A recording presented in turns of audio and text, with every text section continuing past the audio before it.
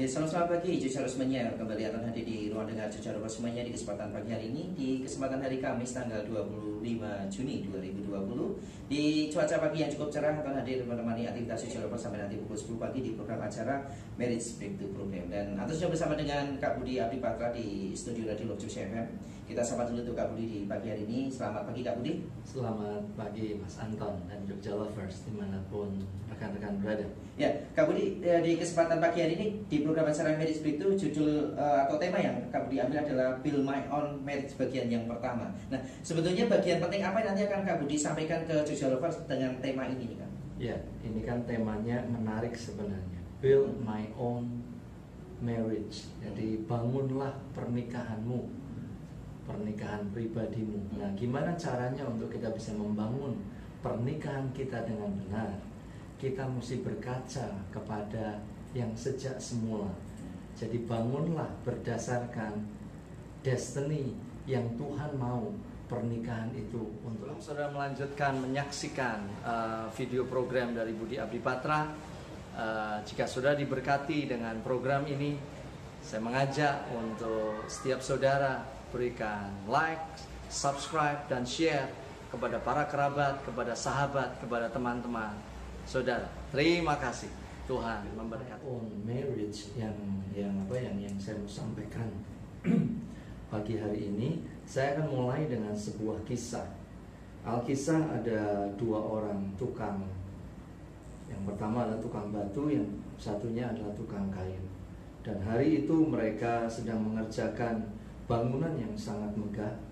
Nah, ada orang lewat karena melihat bangunan yang begitu megah, mereka menyambangi kedua orang itu. Yang pertama adalah tukang batu. Dia tanya, Bapak sedang membangun apa? Ya, Bapak lihat sendirilah, setiap pagi saya mesti datang ke tempat ini, saya mengaduk semen dengan pasir, dengan semuanya, dan saya menata batu bata, dan lihatlah apa yang saya lakukan. Dia tidak pernah puas, dia tanya kepada yang satunya, yaitu tukang kayu. Dia mau, Bapak sedang mengerjakan apa? Kok sepertinya fokus sekali dan sibuk sekali. Dia lalu cerita, Bapak tahukah bahwa saya sedang terlibat di dalam sebuah pembangunan rumah yang sangat megah yang ada di daerah ini. Ini rumah yang dibangun oleh orang yang paling kaya di daerah ini, dan rumah ini akan sangat fenomenal. Dan nama saya akan tercatat di situ sebagai tukang kayu yang mengerjakan semua bagian pintu, bagian kusen, dan lain sebagainya. Menurut pendengar, siapa yang paling bersemangat di dalam membangun rumah itu? Pastinya tukang kayu, karena dia melihat the whole picture, gambaran besar yang dia sedang bangun. Hal yang sama di dalam pernikahan kita. Apa yang membuat kita bersemangat dan apa yang membuat kita bergairah? Apa yang membuat energi kita tidak akan pernah habis untuk kita membangun sebuah pernikahan menurut versi kita?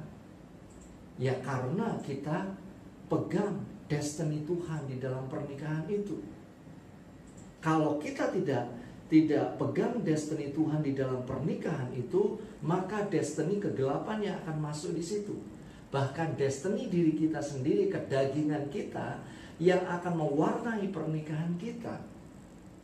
Jadi build my own marriage yang pertama, yang bagian pertama hari ini adalah bahwa mari kita pegang, kita ambil kerinduan Tuhan. Yang pertama, kenapa kok dia membangun yang namanya pernikahan? Saya mau share ada 3 tujuan utama Tuhan membangun pernikahan, sehingga pernikahan menjadi pernikahan yang ajaib, pernikahan yang menjadi berkat. Yang pertama adalah melalui pernikahan Tuhan rindu orang bisa mengenal Tuhan itu sendiri. Makanya di dalam pernikahan itu ada ayah, ada ibu, dan ada anak. Itu gambaran keluarga dari sorga sebenarnya.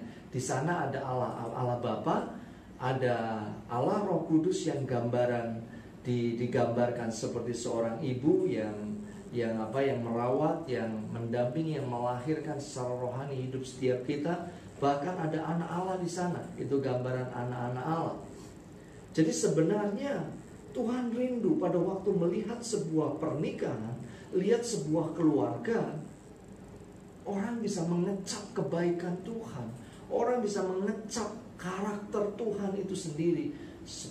Kalau dia lihat ayah, dia lihat gambaran Bapa surgawi yang begitu care, Bapa surgawi yang begitu menyayangi, Bapa surgawi yang selalu menyediakan apa yang dibutuhkan, yang menegur dengan kasih, yang menuntun, yang membimbing dan membawa kita di dalam kemenangan menuju kemenangan.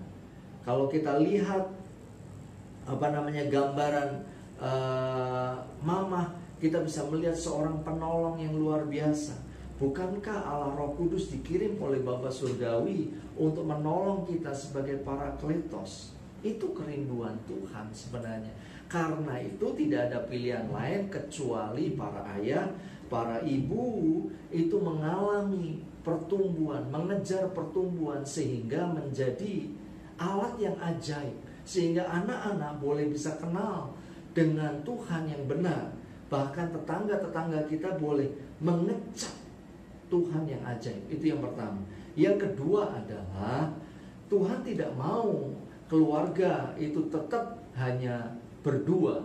Karena itu ada ayat katakan Allah memberkati mereka, lalu Allah berfirman kepada mereka, beranak cuculah dan bertambah banyak, penuhilah bumi dan taklukkanlah itu, berkuasalah atas ikan-ikan di laut dan burung-burung di udara dan di atas segala binatang yang merayap di bumi.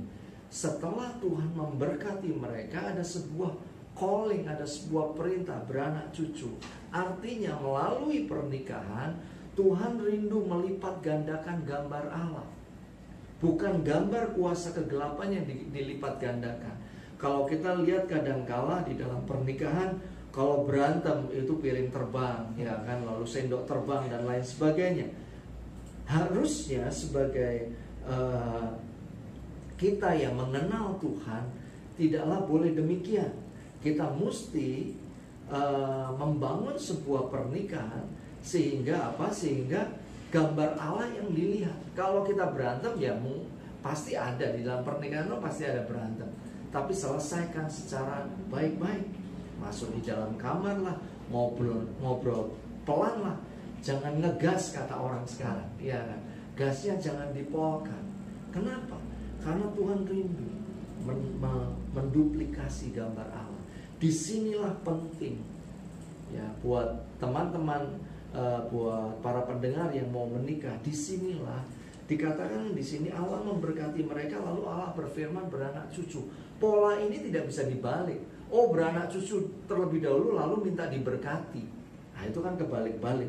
Oh, tidur dengan pasangan terlebih dahulu baru setelah itu diberkati. Tidak boleh demikian sebenarnya.